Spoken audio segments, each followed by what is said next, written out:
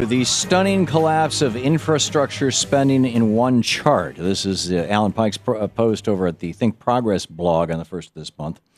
He says the austerity fever that seized Washington ever since the 2010 elections has led to a sudden steep drop in spending on building things like roads and bridges. And, basically, this is non-defense spending on structures. We've averaged a little over $300 billion, $325, $350 billion in real dollars since basically the Kennedy-Johnson administration. Before that, in the Eisenhower administration, we were spending almost twice that.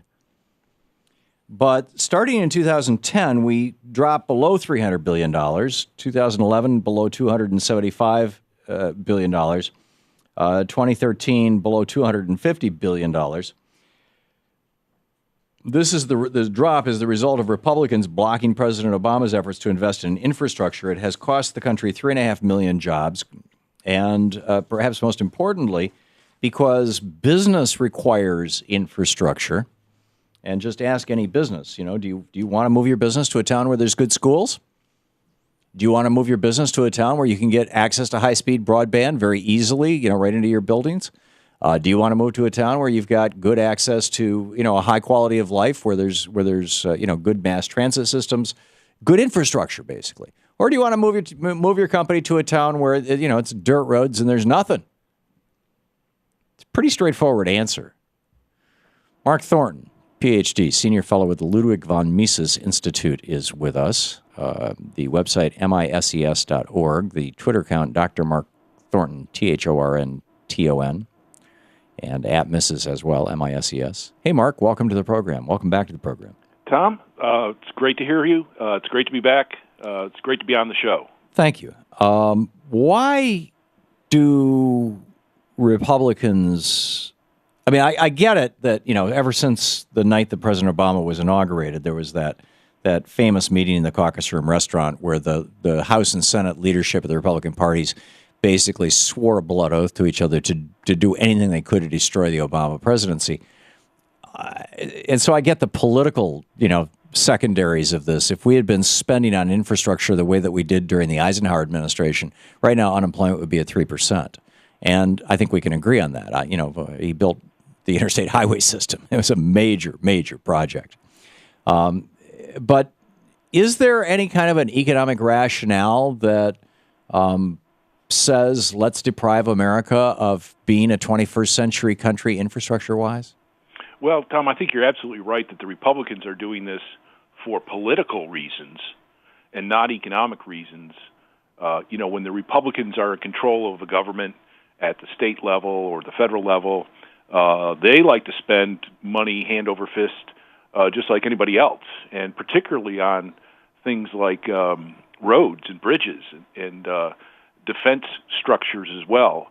So they're a little bit disingenuous about their refusals to get the budget straightened out. Well, we saw, Reagan put, $1 trillion into Star Wars, into something that really wasn't even infrastructure. It was just a boondoggle for his buddies in the defense industry. Yeah, well, for politicians, they don't view public infrastructure as an investment. They view it as a way of providing contracts to pay off their friends and to influence people. Well, when did that happen? Because there's no doubt in my mind that Franklin Roosevelt and Dwight Eisenhower and Harry Truman all viewed it, public infrastructure as an investment. Jack Kennedy talked extensively about it. In fact, he gave a speech in which he suggested that we should start thinking of our college students as our infrastructure. During his presidency, there were still a lot of people going to school on the GI Bill, or at least a fair number. I know that during the Vietnam War we dialed back on spending on our public schools pretty dramatically in order to pay for the Vietnam War. But when did this religion, as it were, of if we're going to have to grudgingly spend on infrastructure, let's not do it smart. Let's not do it in a way that's going to provide high quality of life for people living in neighborhoods and high quality of efficiency for businesses to operate. Let's instead do it because it just, this campaign contributor gave me a large contribution.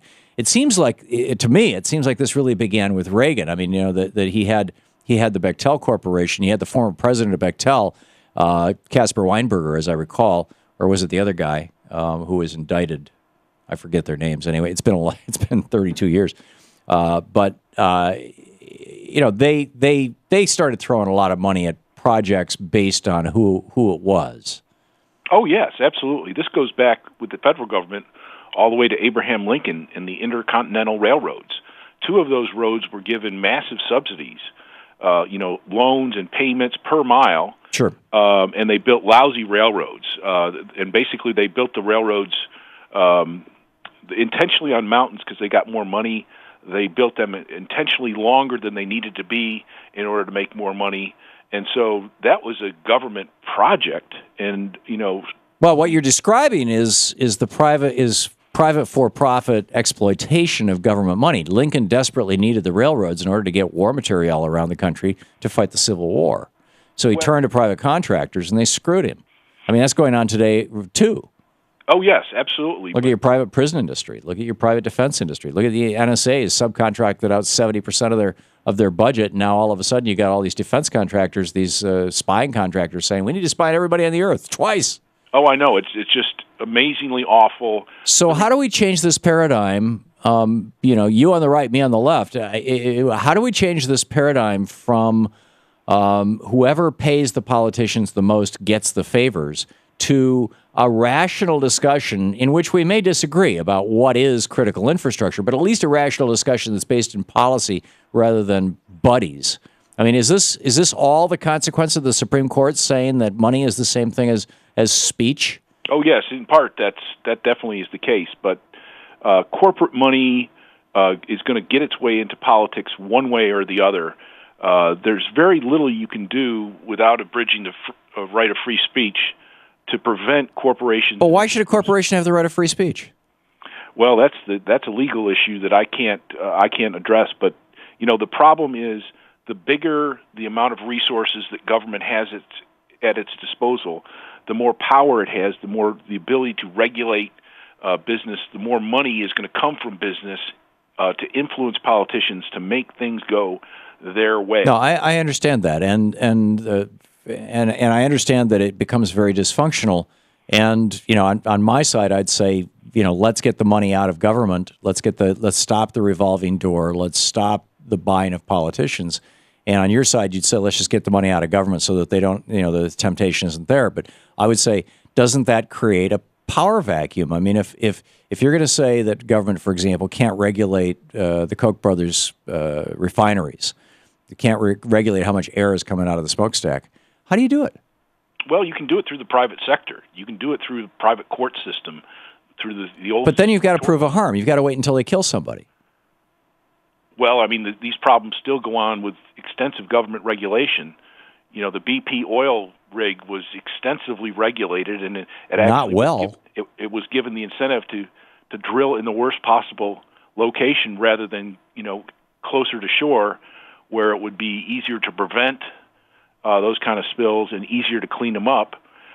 They were regulated away from shore into these very deep wells that were impossible to control forever. I mean, they can. But that's not a reason to not have regulations. That's a reason not to have stupid regulations. Well, Tom, I've been looking at regulations my entire career. I was in regulating banks here in Alabama.